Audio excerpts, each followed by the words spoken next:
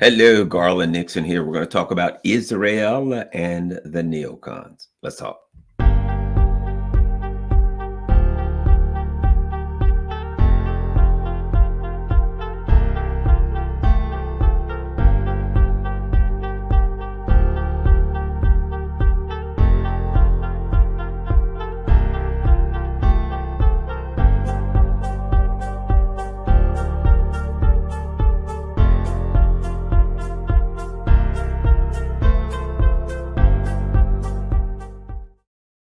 Hello, Garland Nixon here, and we're going to talk about Israel and the neocons, and that can be a touchy subject for some people. So let me start off by saying this. And I see this sometimes in the chat, and I don't like it.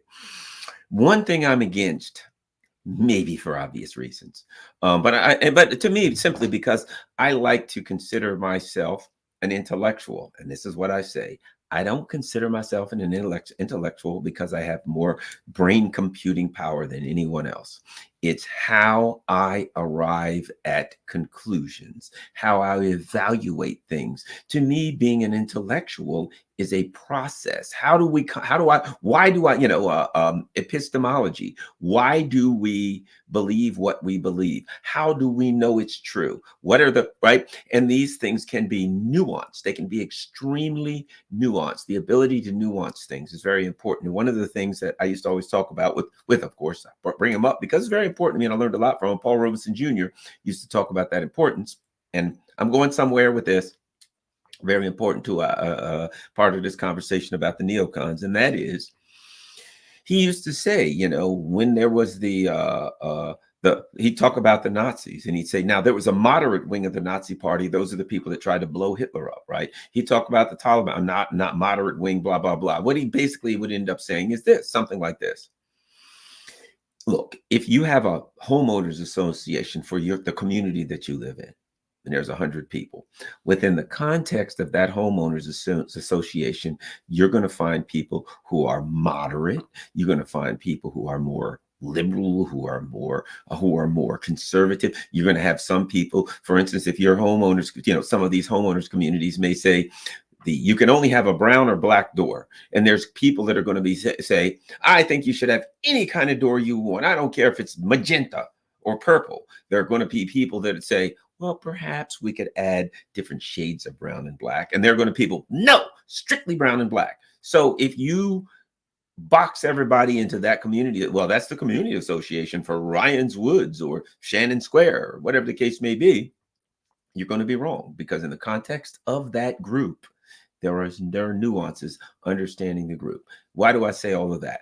When I talk about Israel and the neocons, one of the things, and it is actually an important part of this conversation, is you can't talk about Israel and the neocons without talking about the Jewish community, right? Without talking about the Jewish culture.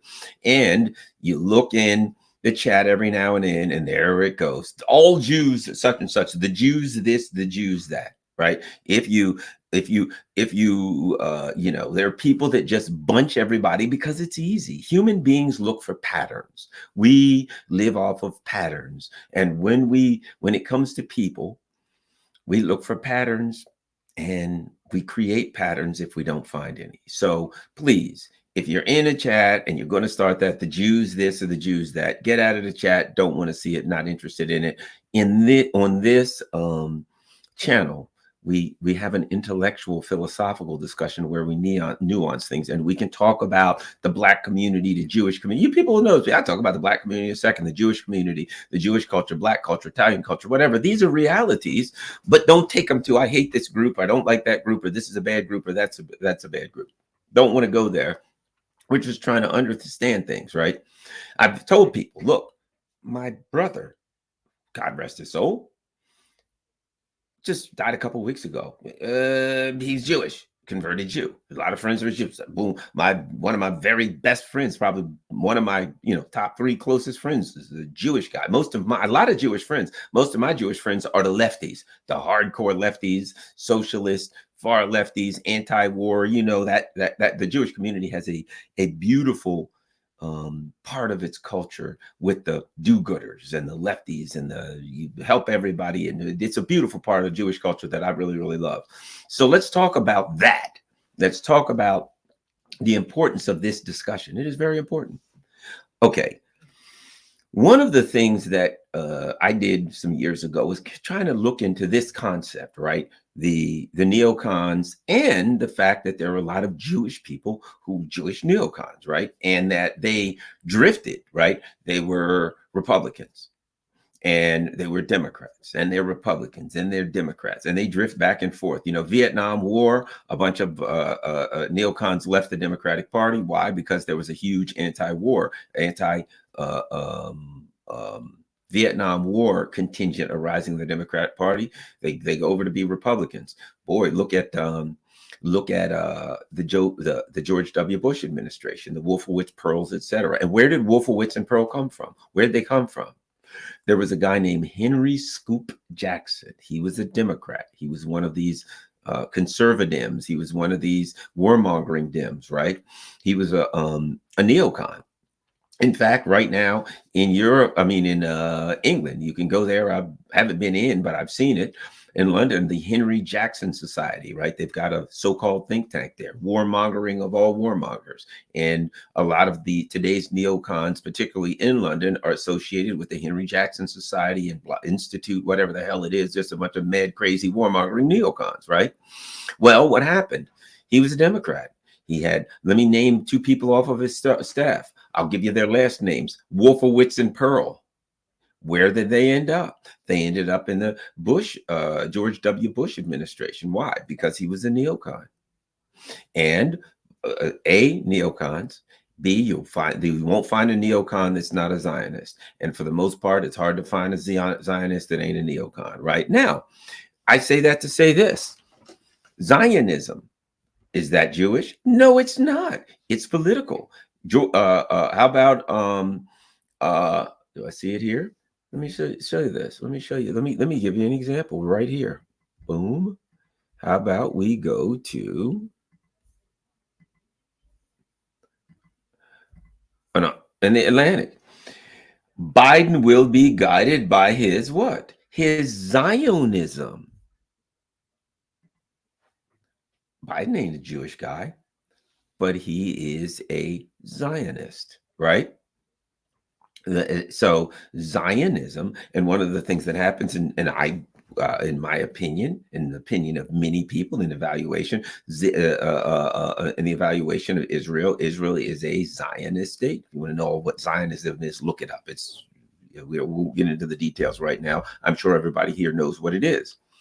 So it's not completely about being Jewish. It's about Zionism. Theodore Herzl saw it. Well, let's not get into all of that. Bottom line. So a Zionist, how about Lloyd Austin? Lloyd Austin's black, way blacker than me. And he is a Zionist. What about Linda Thomas Greenfield? Her husband's black, Lafayette Greenfield. Guess what? Zionist. These people are Zionists. So the cabinet of Biden is a Zionist cabinet. Yeah, as I said, you're not going to find neocons that aren't Zionists. You ain't going to find Zionists that ain't neocons. Why is that? Because in my opinion, all these things are my opinion. Number one, we use the words neocon, neoconservative, right? Neo simply meaning new, right? The new conservatives, right? Or a new kind of conservatism. In my opinion, what we're really saying is fascism is a strain of fascism. One of the hallmarks of fascism, again, I'm giving you my opinion. You don't have to agree. Doesn't matter. You're watching my channel, and this is what I think. Take it for what it's worth. To me, one of the hallmarks of fascism is a commitment to war.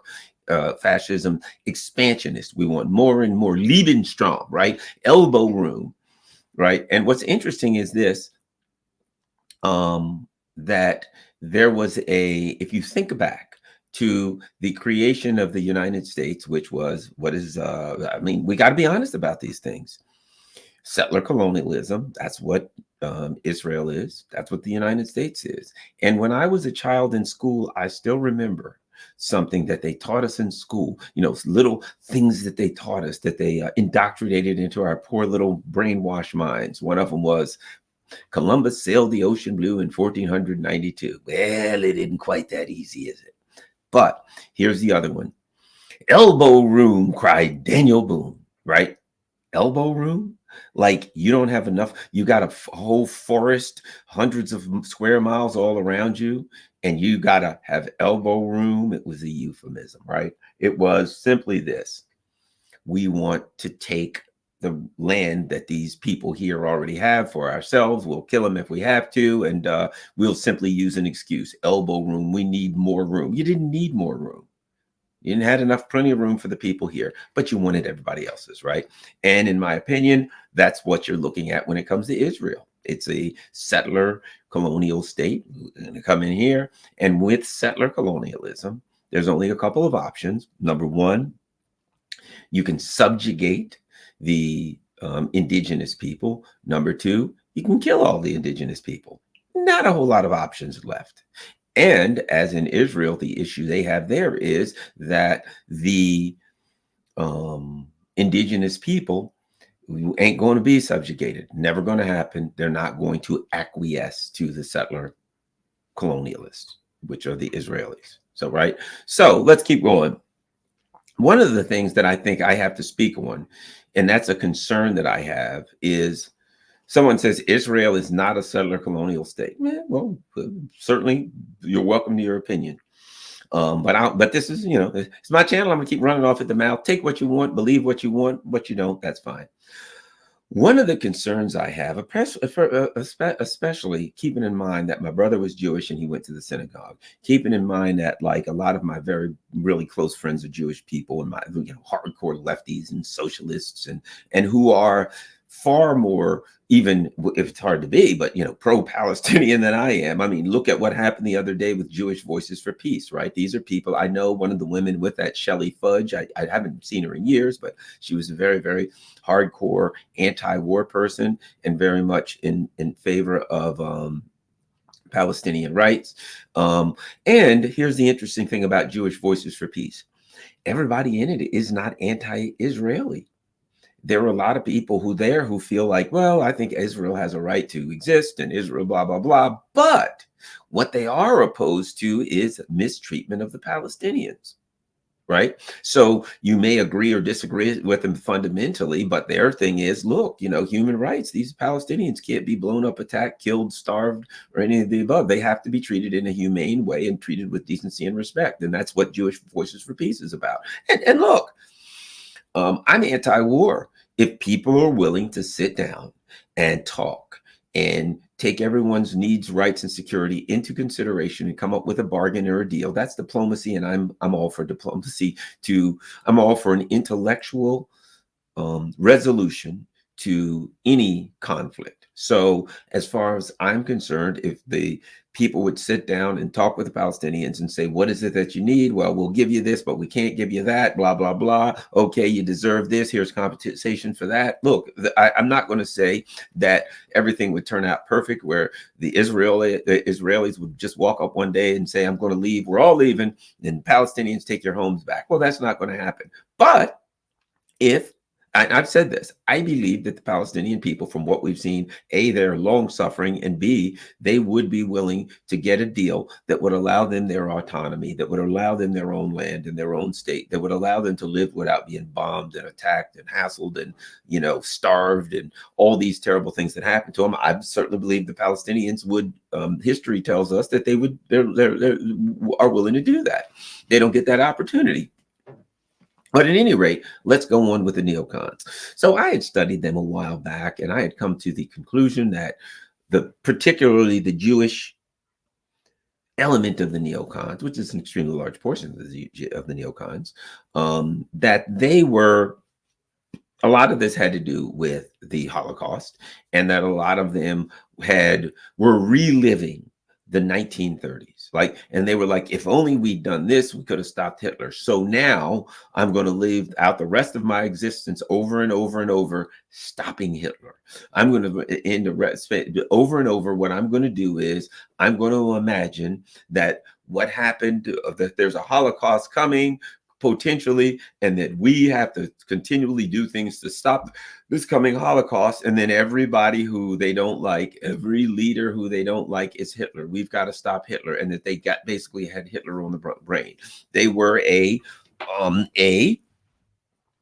come to the conclusion that they were a a damaged culture due to an attempt to wipe them out, and that damage had left them paranoid, and that damage had left them obsessive, and that they were constantly reliving the 1930s. What could we do to stop the Holocaust? It's coming again. We have to stop it. And I believed that for some point. But in recent years, I found that that may have been true for some people. But there is a very nasty, nasty element in of the neocons, both Jewish and non-Jewish. For instance, let me give you Tony Blinken, Victoria Nuland, Dick Cheney, Mike Pompeo, right? All what the two Jewish, two not. But for Zionists, for aggressive militarists, and for, in my opinion, people who exhibit, I'm not a clinical psychologist, but they exhibit some of the facilities, some of the faculties of sociopathy, of psychopaths, of sociopaths, right? A complete and total lack of empathy, a lack of concern for those around them, their ideologues, that well, this is what we believe, this is the only way it is, et cetera, right? And I have some concern in this day and age. I have some concern, keeping in mind, like I said, got a lot of friends, very, very, very close friends, like brothers to me that are Jewish, and that are doing good work, good anti-war work, good work to stop the assault on Palestinians, good work to do all kinds of good stuff. They're hardcore, peaceniks like me. However, I believe that in the same way that, let me give you an experience I had when I was a kid. I was in like 9th grade, right? And for some reason, this kid didn't like me or something. And we ended up in a fracas. And the whole school, was like, oh, these two kids are going to fight, right? And so we were potentially going to fight, but we never did fight. We didn't fight. And there was, in my junior high at that time, there was a, it was all over the place. Garland and this kid's going to fight, right? Okay. We never fought. I didn't know I was going to fight the kid anyway. I was, I just was like, well, what the heck's going on? And then when you're in 9th grade, you're trying to fit in, and people are saying, are you tough or are you not? Right. So I'm a 9th grade, 14-year-old, 15-year-old kid trying to figure out what's going on in life. And everybody says, this kid wants to fight you and whatever. Bottom line, at some point, we end up in the principal's office. At some point, somebody comes to get me from class. Somebody from the principal's office says, Garland, you're off to the principal's office with you. And I was like a kid who was never in trouble for anything. And, I was one of the kids, just came to school, did what he had to do, and went home. I really didn't get in any trouble to speak of. I don't think I ever I got suspended one time in elementary school, and it was because I was throwing rocks in a dugout. I didn't know a girl was in there. A rock hit her in the head, and they said blah blah blah, and I got suspended for that. I didn't even know she was in the dugout, right? But at any rate, so we get in, and they're like, oh, I understand you guys are going to fight, and I'm like, well, that's what I heard. I don't know why. And they're like, well, what we were told was that this kid didn't like you and you didn't like him. And I'm like, well, the truth is, I don't really know him. And the kid was like, well, yeah, I don't like him. And it was like, why? And he was like, something like, yeah, because some black kid did something to my brother. And I remember thinking to myself, what the hell? Not in these exact words. What the hell does that have to do with me? It's the equivalent of somebody coming in and saying, let me tell you something. I can't stand Garland. Why? He's 5'11".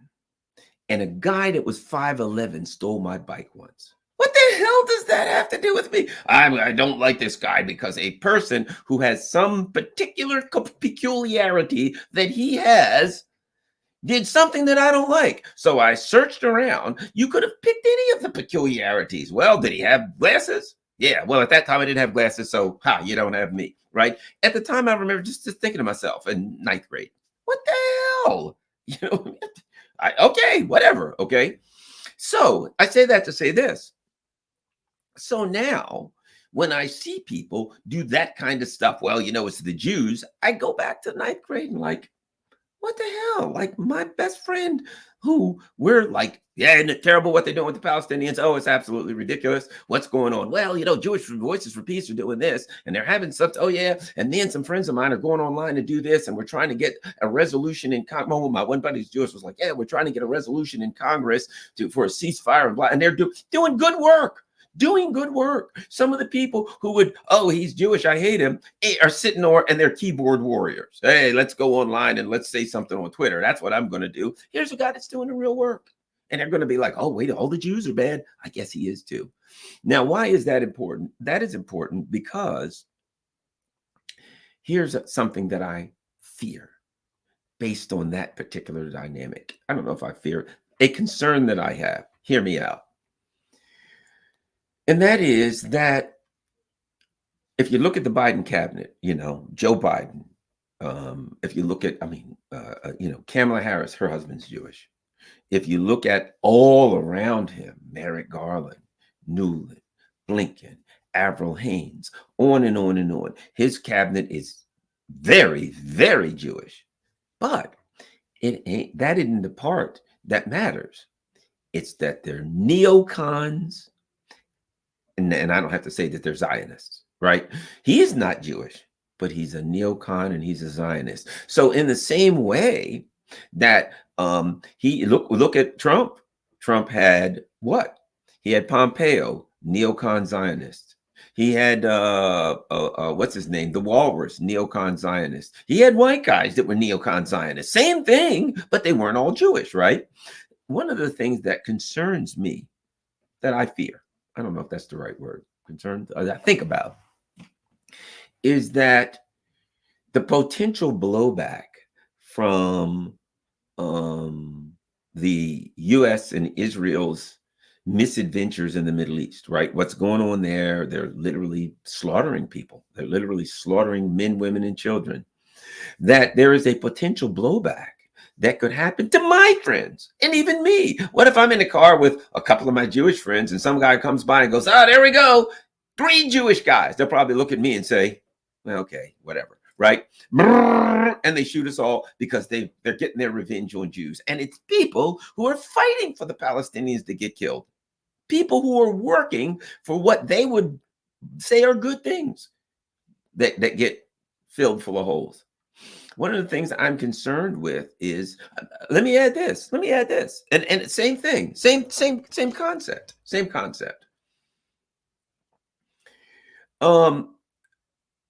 Gay people, right? Okay. Right now, one of the things that the neocons and the warmongers and the fascists have done have clung on to the rainbow flag, right? Gay people. We gotta go invade this country. Why? Because they're treating the LGBTQ community bad, right? Everything is the LGBTQ. Oh, we gotta stand up for the rights of the LGBTQ community, right?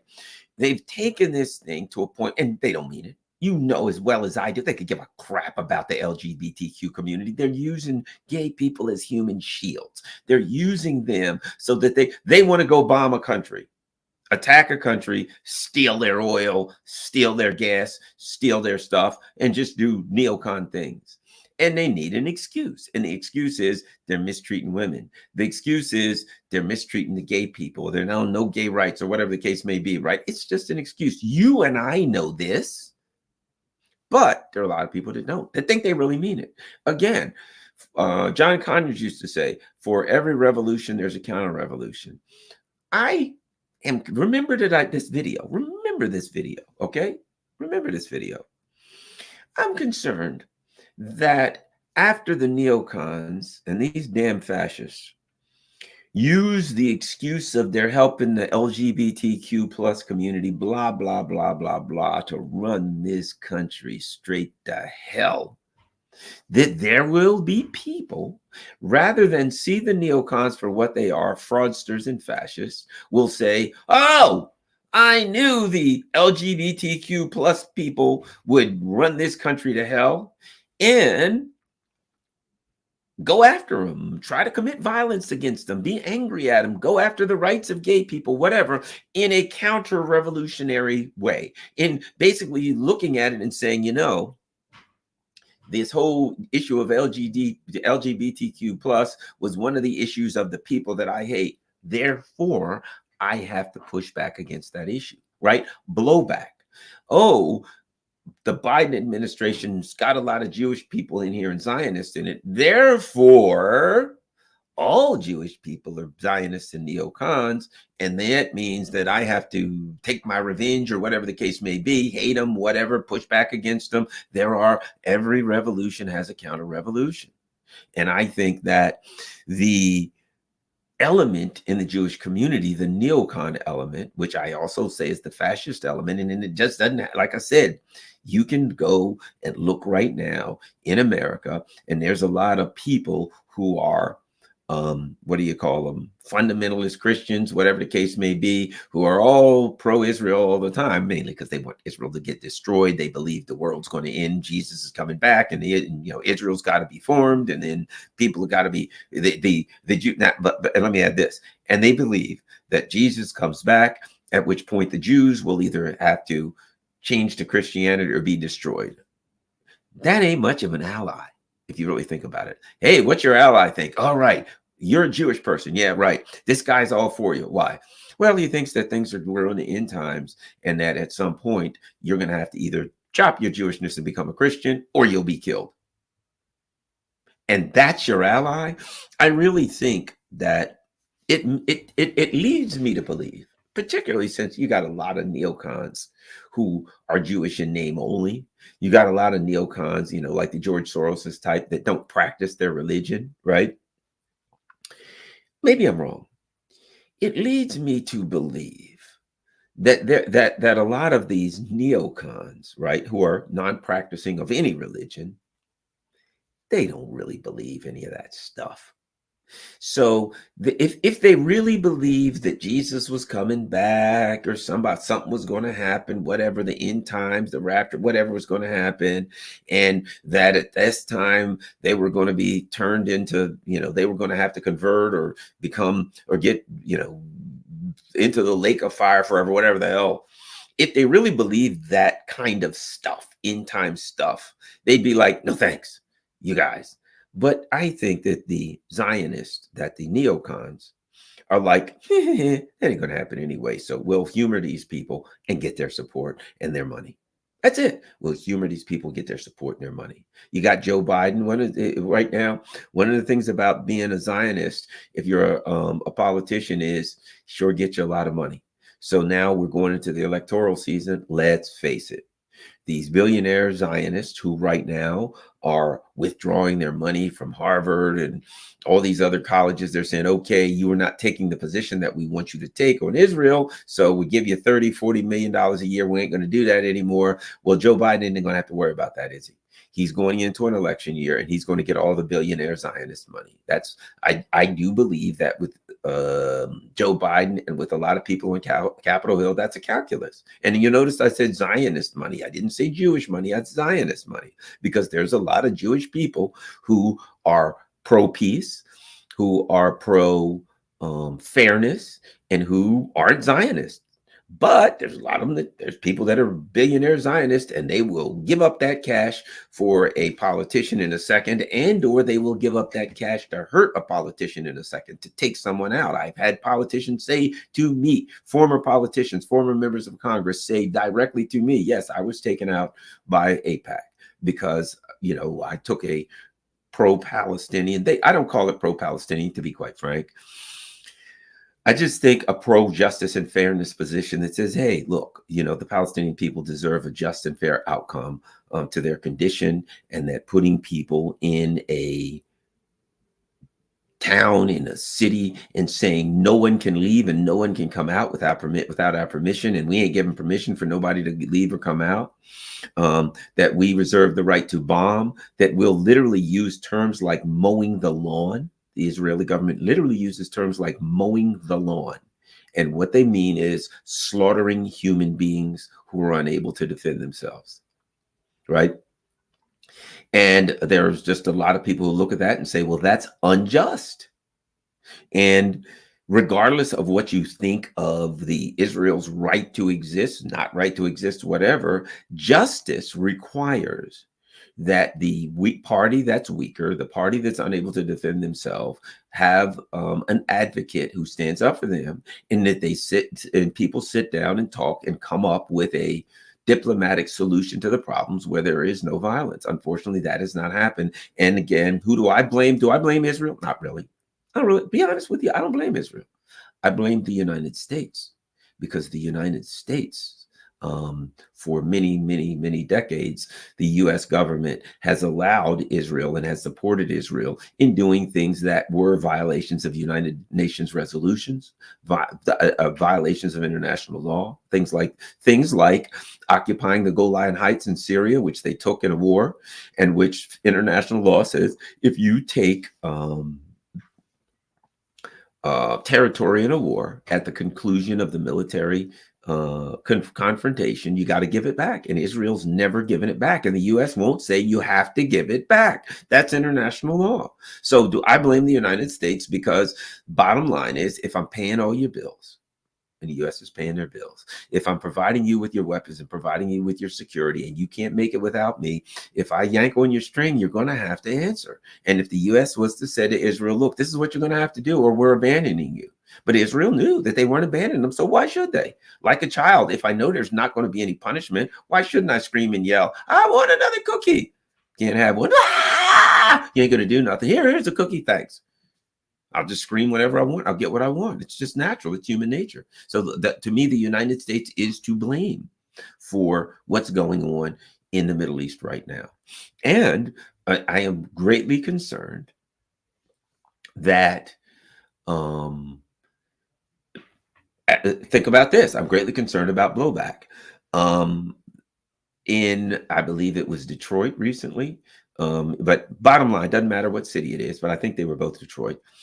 A Palestinian boy who was 6 years old was attacked. Some psychotic person attacked this guy, stabbed him multiple times, killed a 6-year-old child, murdered a 6-year-old child, Palestinian kid, right? Apparently it was his landlord, I believe, right? Okay. Within a week or two, in Detroit, a woman who is a Jewish woman who is apparently running a synagogue or something, she gets stabbed and killed. Do we know that it was revenge? No, we don't. Do I suspect that it was revenge? I would say the evidence points in that direction until we find out otherwise, right?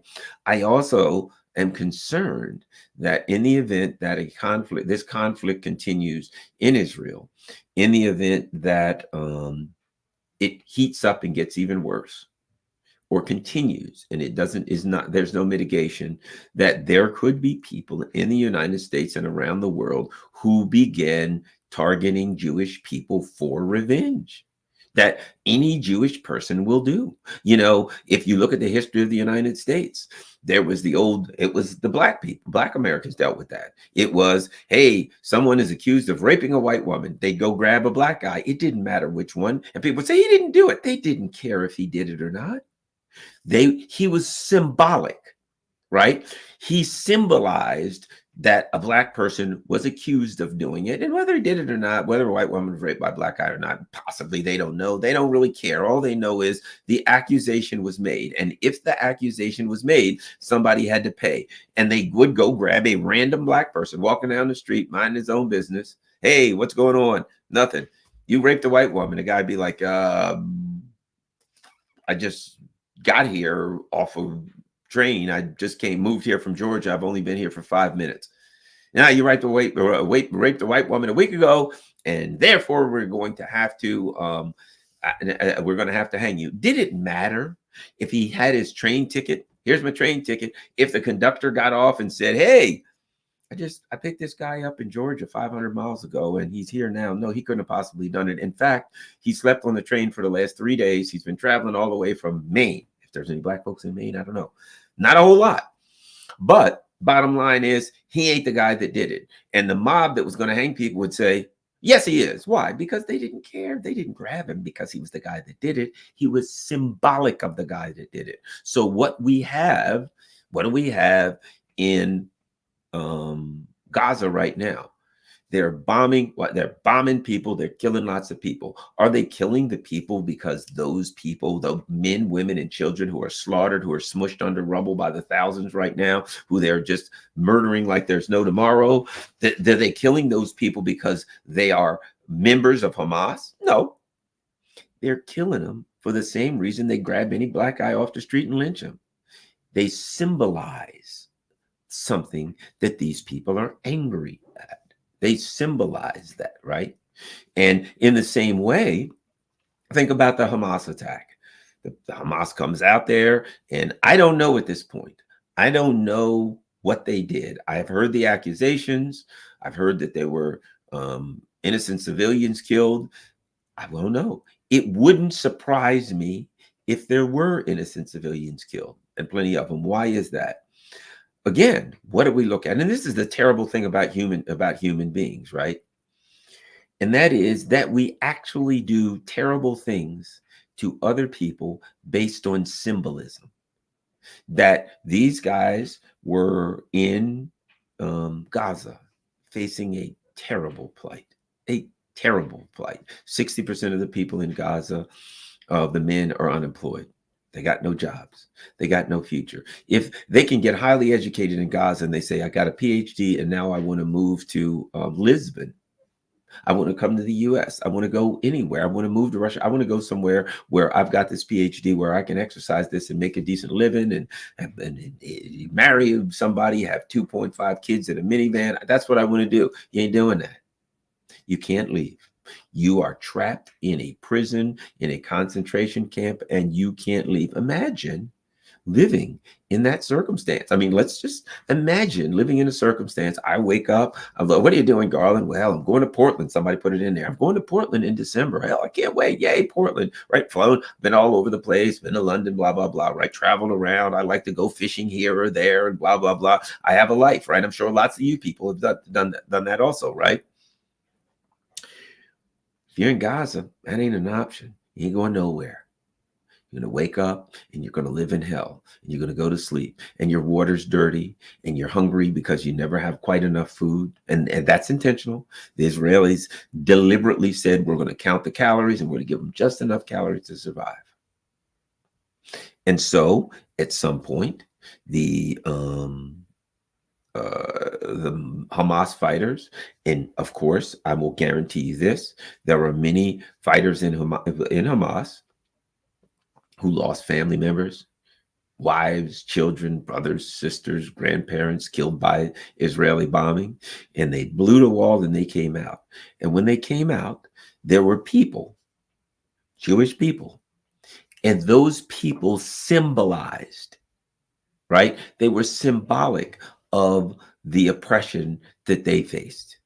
And they killed not the person, the symbol of the oppression. When these people in 1910 hung this black guy and said, we're hanging you for raping a white woman, they hung him for a symbol of what they felt they needed to do to get justice. They didn't care if it was him. And the same thing with those people, with the people there. People act symbolically, right? Look up the slave revolts, things of that nature. People come out and symbolically do things, put a bunch of people in a concentration camp anywhere, a prison where the guards abuse them, beat them, kill them, rape them, murder them, blah, blah, blah.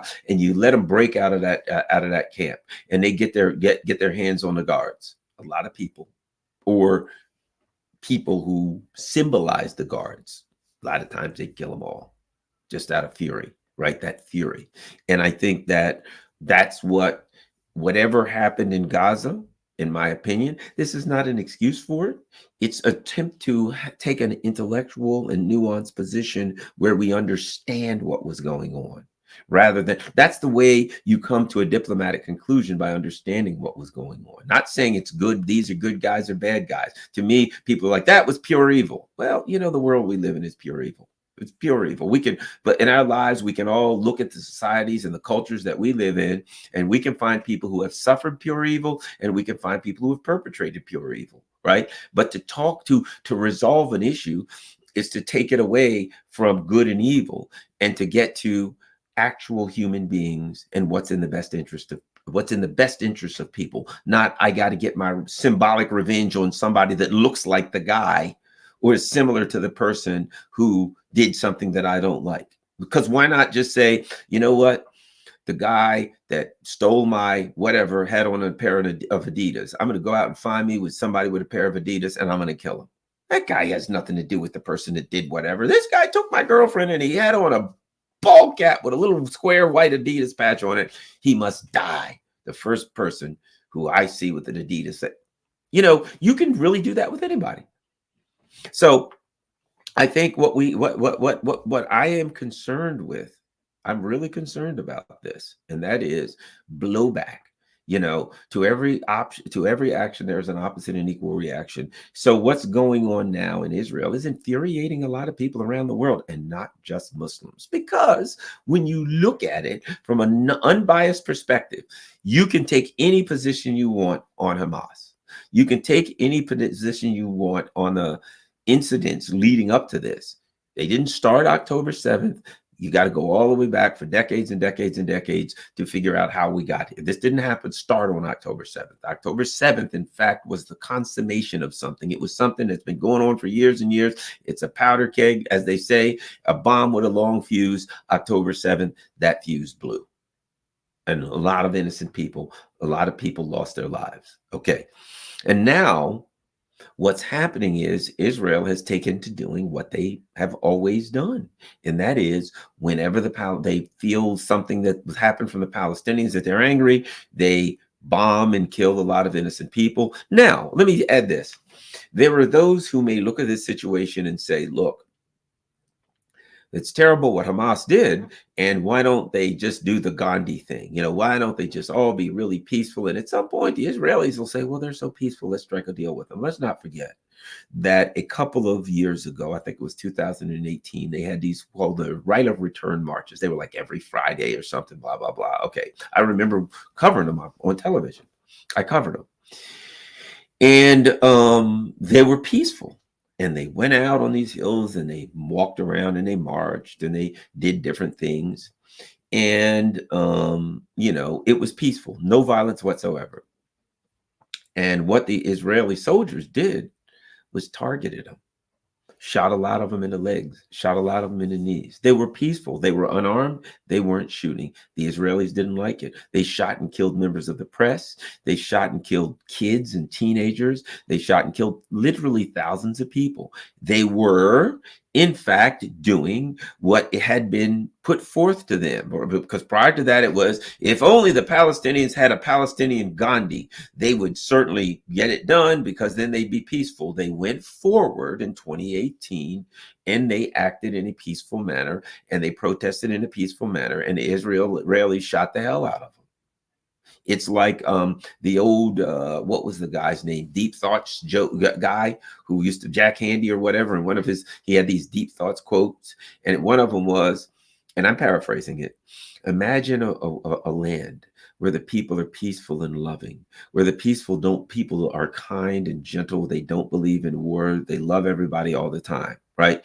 And imagine us attacking those people and killing them and taking all their stuff because they'd never see it coming. Right. That was kind of the mentality, you know, the mentality of, oh, there's a nice, gentle little sheep over there and I'm a wolf. I'll run up behind him. I'll bite him on the throat. I'll tear his throat out and I'll eat him because I'm a wolf and he's a sheep. That's just what I do. Wherein rather than see the Palestinians 2018 nonviolent protest as an opportunity to resolve the conflict, the Israelis simply saw it as another provocation and they reacted violently. I believe at that point that was probably the point where the Palestinian groups said, we tried. You can't say we didn't try. We tried and they reacted violently. So from now on, that's the only language they understand. That's the language we're going to respond in. And, you know, again, I oppose violence, etc. But I'm just guessing. I'm just evaluating things, thinking that that's what I think might have happened. And now we're in a situation where the violence is overwhelming, where the world, particularly right now, look at the global South, look at Latin America, look in Africa, and look at Asia, and and a lot of people even in the West are looking at this saying, "Wait a minute, we're sitting here and we're not stupid. People now can go online. People can go on YouTube or wherever the heck, they can go on Rumble, Stumble, Bumble, whatever, and they can find out about this, and they can read articles on Substack about this, and they can say, wait a minute, you know, what you're doing is, and I'll go back to my law enforcement days. If I kill somebody, homicide, one human kills another human, is that illegal? No, not inherently. Homicide only means one Homo sapien was responsible for the death of another Homo sapien, right? And there can be instances. Can a homicide be justifiable? Have you ever heard of a justifiable homicide? Why did you kill that guy, Garland? He broke into my house and he charged me with a knife and I shot him, right? That's a homicide. It is a justifiable homicide, right? Why did you kill this person? And you give them your excuse and they say it's not a justifiable homicide, it's manslaughter, etc. But there is a particular charge. Sometimes you do things and the term that's used depends on the state, depends on how the statute is written. There can be a law that says a reckless disregard for human life. There can be definitions that says manslaughter. Now you can have manslaughter, various, how you have murder 1, 2, 3. Manslaughter can be various degrees of manslaughter that have a higher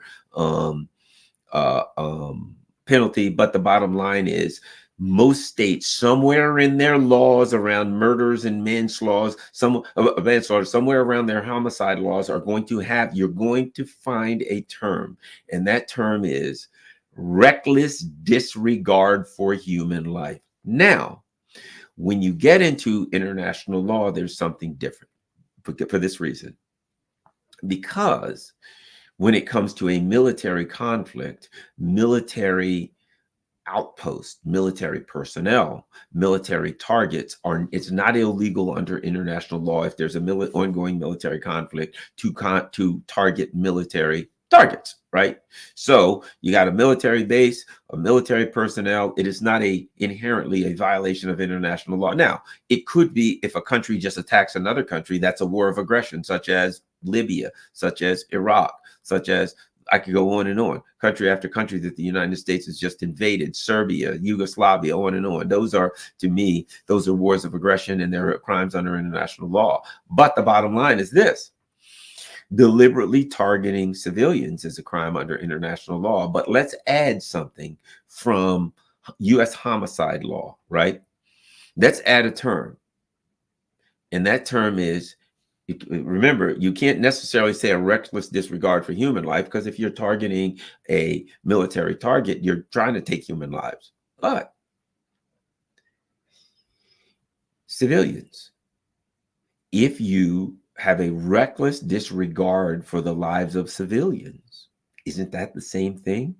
Isn't that the same? You can't kill civilians, you can't deliberately target civilians, but additionally, you can't have a reckless disregard for the presence of civilians. You can't say, well, there's a bunch of people and they're just kind of hanging around here, and they're all civilians, but I think there could possibly be a military target somewhere in that town, so I'm going to drop it on this market where all of these civilians are. It's a reckless disregard for human life. And minimal,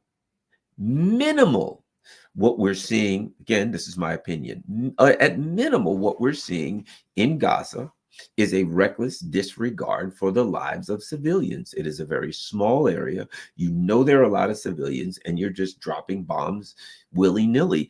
And there are things that, to me, if there ever were, which there won't be, but if there ever were some kind of a trial in the International Criminal Court, one of the things, the statements of the offending or accused government, members of that government, would be admissible. And you have people in the Israeli government saying, these people are animals, human animals. You have people saying there are no innocent civilians in Gaza. They're telling you right now, at that point, guilty. There are no innocent civilians in Gaza. That's to say that if there's a 4-month-old baby, a baby was just born 1 hour ago, they don't consider that an innocent civilian. That is now a war. It's basically what they're saying is what the Nazis said about the Jews. What they're saying is about what the U.S. said about the indigenous Native Americans when they slaughtered them, and on, that there's no innocent ones. Just kill them all because we have them. That's a means to an end. We want to do something, and anybody of that ethnicity gets killed. That's what we're saying. I think that it is so outrageous, it's so egregious that there will be blowback for a long time to come. And I suspect that number one, let's just say, let's start here. If we don't have some kind of a quote regional war, well, I would call it a civilizational war, there are probably people who are Muslim who are watching what's going on in Palestine and are enraged. And there could be some blowback. And they say, I'm going to go to a synagogue and shoot a bunch of people up. I'm going to go to a Jewish whatever and blow people up. I'm going to do something. And some me, who could be with some of my Jewish friends or some of my dear peace-loving, hardworking for peace Jewish friends, could be people who are simply experiencing the blowback in the same way that on 9/11, although there's a whole lot of things about questions about 9/11, but one thing for sure, one of the things that happened after 9/11 was there was some of the audio of bin Laden talking about why it happened was suppressed. It was suppressed, and we weren't allowed to hear it. You know why? Because he was talking about the Palestinians and how angry he was about the way the U.S. supported Israel, etc.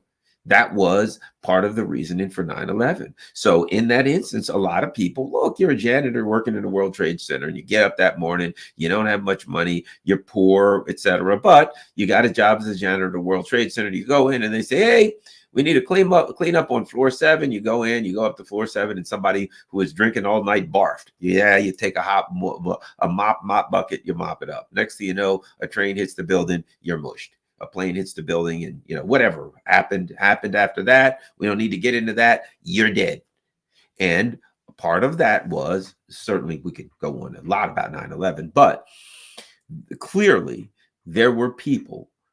In fact, the guy, was it Sheikh Abdul Rahman? Was he the blind sheikh, I believe, that helped to plan 9/11? And I believe it was his son or his son-in-law in 1991 who did the car bomb that tried to take the World Trade Center down the first time. Said the same thing. They all said the same thing. He said it. They all said the same thing. A big part of it was the Israel-Palestine issue, and there was an attack on the World Trade Center. The World Trade Center was crapped out. The idea that this is new, or that blowback from the Palestine-Israel conflict is something new, is absurd. This has been going on for a long time, and we've been suffering blowback. 9/11, it's and other things, right? And so now, certainly, option one, a possibility, is a regional war, and I don't like the word regional war. I'll use the word civilizational war, which is much more dangerous, which there's no way to win a civilizational war, because Muslim people worldwide, not just in the Middle East, if the US and Israel go to war, and Hamas comes in, and the Iraqis are involved, and the Yemenis are involved, and now God knows you start pulling Syria and Lebanon, and now what you see is all of these Muslim nations, and the U.S. and Israel are bombing them, and they're shooting back, and there's a war, and they're attacking U.S. bases. You have a civilizational war where you have Americans and Israelis going to war with the Muslims. You ain't gonna win that one. You got other Muslim nations around the world who are going to look at it and say, well, we can't just let this go the way it is. And they're going to jump in all over the world. Again, in theory, you could have worldwide blowback in France, in Germany, in wherever, right? All of a sudden they say, we've decided that there's a fatwa. They could issue a fatwa and say there's a fatwa, which is a religious edict. Everybody, it is your duty as a Muslim to find Americans and or Jewish people and kill them. That could happen. Now, I don't know if somebody might block my video for saying that. I'm saying this as a warning. I'm saying that I don't want this to happen. I'm saying that based on the trajectory of the Zionists in the Biden administration, that's the direction they're taking the world. And we got to cross our fingers and we got to say we hope that it doesn't happen. But as I've said before, many, many times, I've had somebody one time say, yeah, we got to, I remember saying to someone, you got to get a new tire. And they said to me, well, I don't know, I think we can get on the road with this one and hope we make it home. And my answer was, buddy, hope ain't a plan. Hope is never a plan. Remember, hope and change, that's what we got. We got hope. And they kept the change, right? So rather than just say, I hope, we will see what's going to happen. But I foresee a possibility where the blowback comes, where people are like, okay, there's an American party and wherever, there's American plane, there's American what do you call it, tourists, and some people are like, well, I'm a Muslim and the Americans are at war with the Muslim world and we got a civilizational kind of crusade kind of thing going on here. What do you know? There's some Americans, they gotta die. They are symbolic of Zionism. And they could be people who are sitting on the beach talking, yeah, isn't it crazy, isn't it terrible what's happening to the Palestinians? Yeah, free Palestine. They could be sitting there with their little signs, making their signs. They could be posting on Twitter, free Palestine, putting up some, and somebody looks over and is like, what do you know? A couple of Americans. Let's get them. And they come over and they knife people who, just as they get knifed, was tweeting free Palestine. Just, hey, free Palestine. Yeah, we're going to kill you. Why? Because of what's happening to the Palestinians. But I'm on your side. Yeah, but symbolically, in real world, you're on my side. We all agree Palestinians are not getting treated fairly and something needs to be happened. We need some justice. People need to be held accountable in the International Criminal Court for war crimes. We can all agree on that. But symbolically, you don't agree. Symbolically, you symbolize the oppressor. Therefore, we're going to have to stab you 50 times. No hard feelings, pal. You're getting stabbed. That's the way it works. In reality, that discussion won't be had. They won't have that discussion. But in reality, if they had the discussion, that would be the discussion. People dying because they are symbolic of oppression, symbolic of a group that's considered inferior. Something I'll never forget, Thomas Friedman, after 9/11, one of the things that he said, I'll never forget this. He was basically said, we should go into Iraq and we should break the houses down of these Muslims, the doors down of Muslim families, and go in and stick a gun in their face, right? And you know why? Why do you think Thomas Friedman would say that? You know why we should do that? His exact words. Because we can. Because we can. This is the law of the jungle. This is neocon. This is fascism. We have the power and you don't. And the strong will do what they can, and the weak suffer what they must. That's it. That's what is it? Thucydides or whoever the hell, and the weak shall suffer what they must. It was the law of the jungle. We should go to a Muslim. Now, he said that about Iraq. Let me ask you a question. Did Iraq have anything to do with 9/11? No, not in the real world, but symbolically, there were Muslims. And the only thing Thomas Friedman wanted was symbolic revenge. He didn't want real revenge. He wanted symbolic revenge. You know what he wanted? Let me tell you what he wanted. And again, a great book by Roland Barthes is called Mythologies. And in that, he talks about what? He talks about championship wrestling. And what he says about championship wrestling is, for those who watch my channel have probably heard, yeah, there we go. For those who watch my channel has probably heard this before. And that is, oh crap, I started reading. I hate when I do that. I start reading the chats and I forget what we were saying, what I was talking about. I was going somewhere really good. Hopefully it'll come back to me in a minute. I got ADD, so I can't read what's going on in there, what's going on in the chat room, where I'll be like, yeah, and all of this stuff, hope and regime change. Oh my God, that's great. What was I talking about again? So that's what I did. But I wish I could remember, because it was something really good I was going with. But at any rate, you get where I'm going here. And that is that we are setting up a circumstance where in the event that, and somebody in the chat, the thing that distracted me was somebody in the chat said they're reporting that the Israelis are going in. Well, that's going to be a mistake. They're going to go in to symbolically kill any and everybody who's a a Muslim, a Palestinian, so they can get their symbolic revenge. And there's going to be some people waiting in there for them that want some symbolic revenge too. And they're going to symbolically, a whole lot of people are going to die. A lot of people are going to die. And the Israelis, you know, the thing about Israel is this. It was the U.S. does everything. They use the word deterrence rather than like domination. And it was like the U.S. Will use Israel in the Middle East to deter, in other words, to dominate all of the Muslim countries, to have them scared that we've got this powerful military presence and we can take them out and we can do what we want to them anytime we want. So you have to have this scary monster in Israel that's loaded to the teeth, that scares all of these people who just happen to have oil and all kinds of natural resources into doing your bidding, right? And the problem they got is that now, after Israel got their nose bloodied by a bunch of people that don't even have an army, who the hell's scared of them anymore? Nobody's going to be scared of them.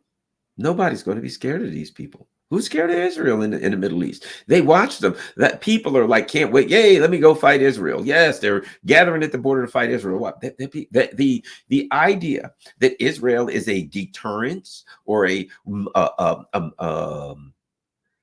military outpost for the U.S. that can be used to frighten and intimidate the Muslim nations, them days are over. The people are starting to look historically and they're saying, man, 2006, you guys went toe to toe with Hamas. You had them outnumbered 10-1 and they kicked you in the groin and slammed you on the ground. You didn't win that one, right? You didn't win that fight. They're looking at now recently and they're like, you guys are supposed to be so powerful that you can take on all these other militaries, and just a random bunch of guys with small arms and a few drones and paragliders knock the crap out of you. I mean, if we're honest about it, they're trying to hide, man. Hamas knocked the crap out of Israel on October 7th with what's not even an army, with a bunch of guys, basically. They're not militarily trained. They're angry people. And they came out angry and they acted out their anger on Israel and off they went. I think like 14 or 1,500 of them died or something like that. But that was their plan. They knew they were going to die, but they came out to knock the crap out of Israel, and they hit Israel hard. And it shocks me because I thought probably more of the Israeli military than that. I thought, not that I'm supporting them, but I thought that they were pretty tough military, etc.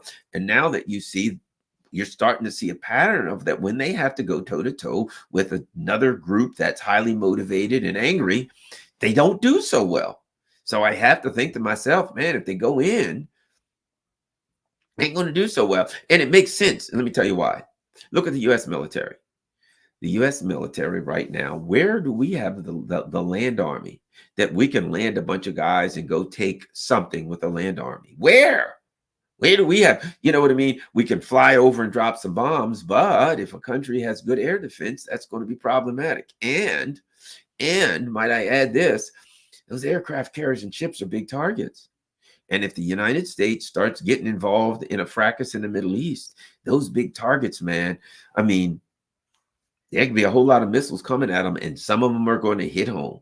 And you're going to have some ships damaged and or sunk by non-state actors, not by nations, by non-state actors that will have ships and drones with the ability to damage the U.S. fleet.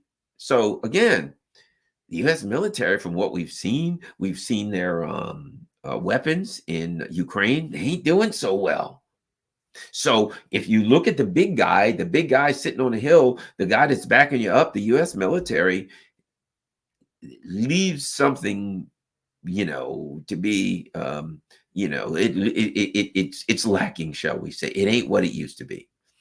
And you look at the Israeli military and you say it only makes sense that they wouldn't be all that tough either. I'm not saying they ain't tough, but right now, they don't appear to be. They got stomped. They got their nose bloodied incredibly. And of course, the intelligence of Israel, all of the things that was supposed to be so tough in the Middle East that it was supposed to scare and, quote, deter and frighten and intimidate the Muslim nations, right now, it ain't looking good. I was told today by a friend of mine who is in the Middle East that Kuwait a country that, let's face it, it's been a U.S. ally for many years. The Kuwaiti royal family, they're very close with the Bush administration, the Carlyle Group, etc. It is, remember the whole thing with the Iraq and the Kuwaiti said, "Oh, please save us from Iraq." The U.S. went in, so they have been, U.S. allies, puppets, whatever word you want to use, right? So apparently today there was some kind of a major demonstration in Kuwait, and the people were saying, the Israelis are not our friends, they're our enemies, blah, blah, blah. Kuwait. In the event that, here's my concern. Just remember this, hopefully never happens. In the event that Israel continues in the direction that it's going, I think there'll be blowback, and that innocent Jewish people around the world some of them will suffer violence at the hands of those who see them symbolically as a representation of Zionism, as a representation of neoconservatism. Also, I think that even in the United States, when people look at the Biden administration and say, "Oh, for God's sake, look what you've done to this nation." Because at some point, I think people are going to say that. We have a coming economic crash. That's coming. I think you pretty much figured out that, haven't you? Right? We got a coming economic crash. And that is, is some of the things that Biden have done in recent years? Absolutely. But that's been coming for a while because neoliberalism is an unsustainable economic system, right? They're going to look at it and they're going to say, my God, if Biden gets the war that they're screaming, they're crying out for. If it's in the Middle East, how many guys and girls are going to come back from those bases alive? If you have a generational war, a civilizational war in the Middle East, how are you going to evacuate people? They're talking about right now, I read it today, that the Biden administration, think about this, what I'm saying. I read this today, I research this stuff daily. Think about this. The Biden administration, and there's reporting going on, that they're having discussions of how to evacuate the soldiers from the bases, not how to fight for these soldiers and defend the bases, and the bases are going to be attacked and we're going to defend them, because they know the numbers are too high. They're going to be overwhelmed. They can't stay there. If these bases come under attack, how are they going to resupply them? When they shoot out their ammo, how are they going to get them more ammo? And to get them out of there, choppers are very vulnerable. A lot of these bases do not have, they'd have to take them. If you're in a military base somewhere, you're in an army base, you don't have maybe a small airstrip for small planes, but you don't have an airstrip for C-130s that can get all of those thousands of guys out of there. You have to transport them. You got to leave that base and you got to transport to them somewhere where it's an air base to get out. And if they leave that base, they're all dead. If you get to the point where it's a civilizational conflict and the bases are being attacked, you leave the base, you're dead. So you got to stay in the base, but you got to get away from that base because you're going to run out of ammo and food and all these other things. And at some point, they're going to overrun the base and kill everybody in it. And you got base after base after base in Africa, in the Middle East that are vulnerable. Not a pretty situation. So again, if the Biden administration is responsible for absolute calamity, debacle of the military debacle, you name it. And let me add this. If there's a military debacle in the Middle East, if there's major war in the Middle East, do you think that'll disrupt the flow of oil? And what do you think will happen to our economy? Our economy's got one foot in the grave and the other on a patch of ice. Or as my dad would say, one foot in the grave and the other on a pile of wet leaves, right? Right now.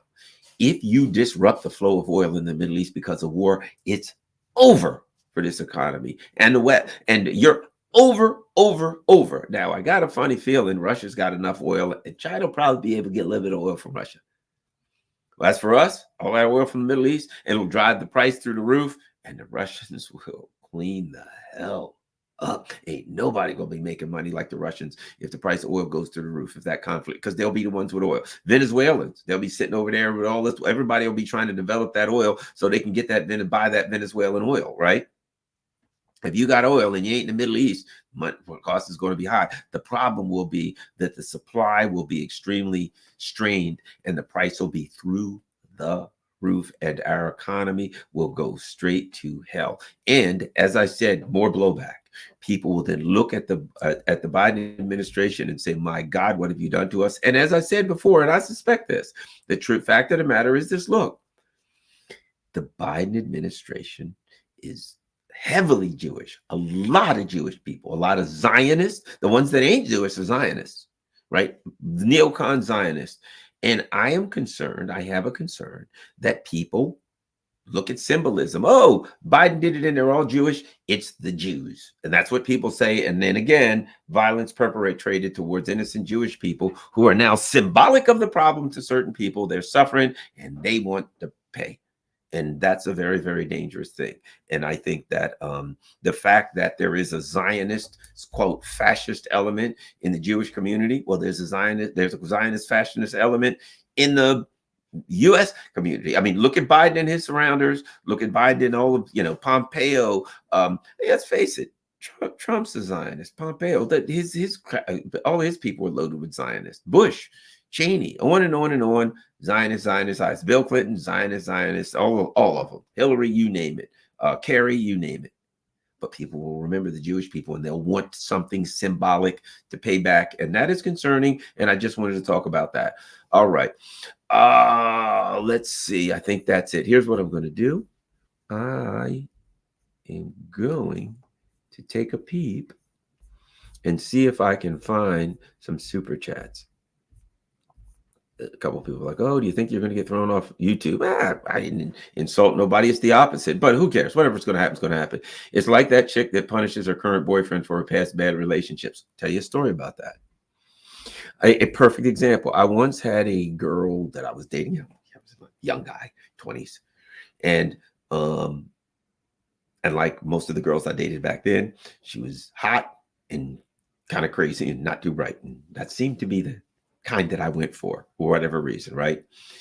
And I'll never forget her saying to me one time, "Garland, are you gay?" And I'm like, I remember me, I'm like, "Don't let me be honest. I will give you my exact answer." I said, "Don't ever ask me no shit like that." That was my exact answer to her, right? But I said, "Why would you ask me something like that?" She says, "Well, I had this boyfriend before, and he ended up, at some point he told me he was gay." And I'm like, that ain't got nothing to do with me. There's nothing I ever did to make you think that, I was dumbfounded. Like, why would you ask me something like that? But the bottom line was exactly what you said. Well, her past boyfriend was such and such. And you'll hear people say that, well, I don't trust men. Why? Because my past boyfriend did this or that. Well, my past girlfriend. You gotta live the day. You know what I mean? Live in the day. People look for patterns and we find them where they don't exist. That's the problem with human beings. I'm not a real big fan of human beings. I'm starting not to like them that much. Israel's path to self-destruction have been set by Biden. BB trains left the station. So far as West goes, peace may come from Russia, Brazil, China, and the rest of BRICS. Otherwise, Israel's done. I think you're right. I think Israel's done. I don't know how Israel responds. Well, it comes back from this. Isn't that interesting too? Isn't that interesting in that the kind of end of Israel, in my opinion, it's going to be something, but it'll never be what it was before. You know what I mean? Because think about this. Over the last several months, what's Israel been doing over the last year? The last few years, Israel's gone through like 4 or 5 governments. Every 6 months, they have a new election. They got a new president because it's so unstable. Then they got internal struggles, right? And what do you have? The Mizrahi Jews versus the Ashkenazis in Israel, and they're going back and forth, and they're fighting, and they're the settlers and the Smotriches and all of those kind of people versus the Ashkenazi. So what do you have? You have an internal severe conflict. Then you have Netanyahu, who's just a flat out crook, right? Who's just trying to stay in office so he doesn't go to jail, right? So you have all of this internal conflict, and then the what do you call it? The Hamas comes and punches them in the mouth. Comes and catches Israel when it's already unstable, punches them in the mouth when they're unstable. And it punches them in the mouth. And I don't know if they recover from this. It won't be the same, because now what happens is, because you punched them when they were unstable, they're going to do unstable things that are going to cause greater instability and great blowback. And so, it's not what happens to you in life that determines your fate. It's your reaction to what happens to you that determines your fate. And an unstable, aggressive, neocon, dare I say, fascist government like the Smotrich, Ben Gvir, Netanyahu government, their reaction was certain to be over the top and to elicit an over the top response. And I can't see that Israel ever be the same. A lot of the people in Israel, I think, who have dual citizenship, they ain't coming back there. It's too unsafe. Israel will never be the same as it was before. That's for sure. Jay says, how can you go through the Holocaust but turn around and perpetrate that atrocity onto another group? I'm not a psychiatrist, but I'm sure those things are connected. How about that? Let's go. Sparky, John Bolton and Pompeo are hardcore apocalypse accelerationist, fundamentalist, Christian. Funny that the establishment press never mentions that. Bolton's just a friggin' psychopath. First and foremost, he's a psychopath. I used to see that guy all the time when I was at Fox News. I used to always see him in the green room, and he always looked at me with his mean look. He never said hi. I never said hi. I looked at him. He looked at me. Short guy, mean looking. Change the paradigm. Solution to the Mideast problem doesn't lie with the U.S. other than getting the U.S. to step out of the way and allow Russia, China, Brazil, and the rest of the BRICS to sort things out. Here, Sparky. I agree with that. We got to have people that have a friggin' brain. Oldie, Sparky, don't forget another neocon and Trump. Oh, Nikki Haley. Exactly. Another one. Horrible. She's horrible. Nikki Haley is a John Bolton in his skirt. Richard Adams, the mainstream media is a bad actor and tries to divide people. You are correct, Richard. Raphael Legandi says, Biden said, I need to put Putin down so that he would stop causing trouble. Gee, this is the old white plantation owner talking during the Civil War. I mean, and it's, what was it? John Wayne said, that's big talk for a one-eyed fat man. Come on. Biden's going to put Putin down. He can't even get off a stage without a service dog these days. He's friggin' toast, and he's talking about putting Putin down. Hey, Putin's a black belt, Biden. Go give it a shot. Go challenge him to a hand-to-hand, right? See how that works out. Richard Adams, why wasn't the non-pacifist response dealing with Hamas leadership in Qatar rather than mowing the lawn? Well, because they're going to do what's easy. A bully's going to pick on the weakest person. That's the bottom line. A bully's going to drop here. Sorry about it. Dropped my pen here. I'll get it out later. It's rolled up. It dropped my pen and rolls right under there. The whatchamacallit, of course.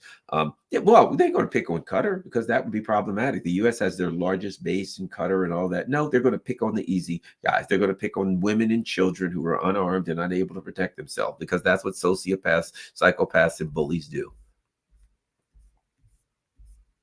Let's look for we got another one. Let's see what this one says. Sparky says, great work, Garland. Thanks a lot, Sparkster. Thanks again. Okay, here we got Iris Enamorado with a super sticker. Thank you, Iris. Oh, Iris. I knew a girl named Iris in high school. I grew up with an Iris. Not a lot of Irises around. I always thought that was a pretty cool name. Okay. The Iranian Putin says Gaza is going to be 5 to 10 times worse than Bakhmut. Yep, it's going to be bad. If they go in there, they ain't going to be happy with the outcome. I'm going to tell you that right now. JF, $10. Thanks a lot, JF. Certainly appreciate it. We're going to take a look on Rockfin. All right, let's start on Rockfin. Scott Johnson says, thank you as always, and always glad to hear from Dr. Montero. Oh, yeah, he's a good friend of mine. Dr. Montero is a really fantastic guy, and he's brilliant. Really, really smart guy. Love Dr. I think that's it. I believe. Oh, wait a minute. Whoa. Louis Den says, Garland, appreciate you informing myself and others and stirring up critical thinking all around the world. How brave you are. Thanks a lot. Well, a lot of people are like, because I was telling my friend, I said, yeah, I'm going to talk about this Jewish issue and all that. And they were like, oh, Garland, you can't do that. You'll be thrown off YouTube. You'll be this, you'll be that. And I'm like, no, what's wrong with that? I study Zen, and if somebody says they'll throw you off YouTube, I'd be like, so what's wrong with that? Then if I can't say what I'm something in a professional and intellectual and philosophical way on YouTube, then I shouldn't be on YouTube. So what? You know what I mean? I got Rockfin, I got whatever. I got my Rumble account. I'm not on Rumble yet, but you get the picture. You get the picture. That it is what it is. You say what you believe in. You try to be as reasonable and honest. You try to educate people. I didn't say anything about in fact, what did I mention? I talked about the reality that oftentimes people hate groups or they hate a person not because that person did anything. They're angry at that person not because that person did anything, but they're symbolic of a whole group of people. And how foolish is that? That's why I said I'm kind of headed up to here with humans. Don't like them that much. Not much on humans. I mean, they're okay. Some of them are cool, but as a group, they're just a bunch of warring tribes. They're knuckle draggers. Don't like humans, but they're here. We got to deal with them, right? So it is what it is. All right. Thanks a lot, you guys. I'm out. And I almost forgot. Yeah. Before I leave, if I do get thrown off of YouTube today or tomorrow, which could happen for this or anything else, rockfin.com/Garland Nixon. Go there. Costs nothing to join. Follow me on Telegram. Patreon. You all know how the Patreon thing, please. If you can help me out on Patreon, if you can help the channel, also there. And PayPal is an option. And last but not least, and don't forget, Buy Me a Coffee is great. You go in there and it says, buy Garland a coffee for $5 or something like that. And it'll be like, how many coffees do you want to buy? 1, 2, 3, 4, 5, whatever. And now it's just like Patreon. You can do a one-time thing, or you can do like the subscription thing, and you can do, well, I want to buy Garland a coffee once a month for $5. So Buy Me a Coffee